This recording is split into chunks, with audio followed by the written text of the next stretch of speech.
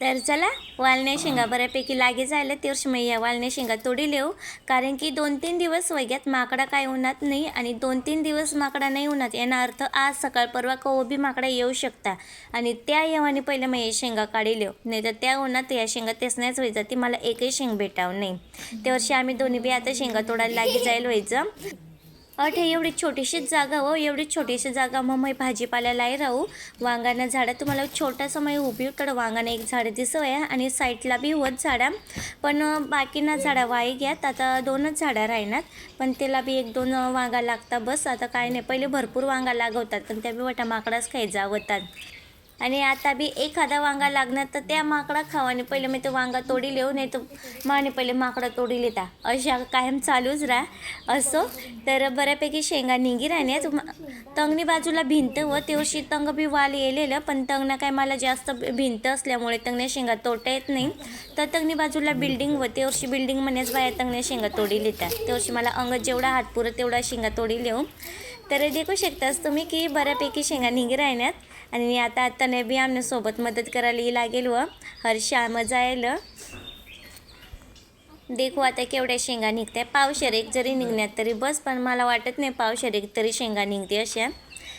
रत्नागिरी मग काही भाजीपाला लावाना म्हणजे माकडा पण भरपूर वाचून ठेवणं पडं, कारण की आपली लावायला तर लायलेच पण त्या आपल्याला खावायला भेटतील की नाही याची शक्यता भरपूर कमी राहा, कारण की जास्त करीसने अंग भरपूर माकडं असल्यामुळे जास्त कधी भाजीपाला तर रत्नागिरीमध्ये शक्यतो भाजीपाला नाहीच राहत. कोल्हापूरमध्ये भाजीपाला ते वर्षी रत्नागिरीमध्ये नुसता भात, आंबा, काजू, नारळा एवढाच लागता. विशेष म्हणजे रत्नागिरीना आंबा फेमस व तर आम्ही घरनी मागच आंबानी मोठी बाग व ते बी तुम्हाला नंतर ना व्हिडिओमध्ये गाडीनच माहिती. आंबानी बाग भरपूर मोठी व आणि हा वेल एक फुल तो फुलना झाडवर वेलेलं आणि तो फुलना झाड बी भरपूर पसरेलं होतं आणि जेवढं तो फुलना झाड पसरेलं होतं तेवढंच झाडवर संपूर्ण आई वाल येली जायलं. ह्या एवढ्या शेंगा संगवण्यात आता केवढ्या निघत्या को खायचं माहीत. पापट्या बिपट्या तोडीली राहिनं संघाल जुई जाते अशी, नाही तर माकडा उन्हा तर त्या पापट्या बी तोडीने खाई जाती. जास्त काय नाही, पण थोड्या थोड्या तोडी राहिनं पापट्या, बाकी नाही बारीक बारीक होत त्या काय नाही काढ राहिनं.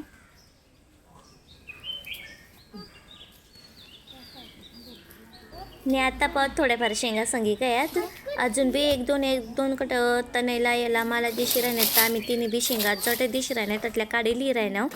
मला वाटतं एक शेंग दिसनी ते वर्षी मी ते शेंग काढायला गयल तर ती बी नाही होती. तर ठीक आहे एवढ्या शेंगा संगवण्यात तरी.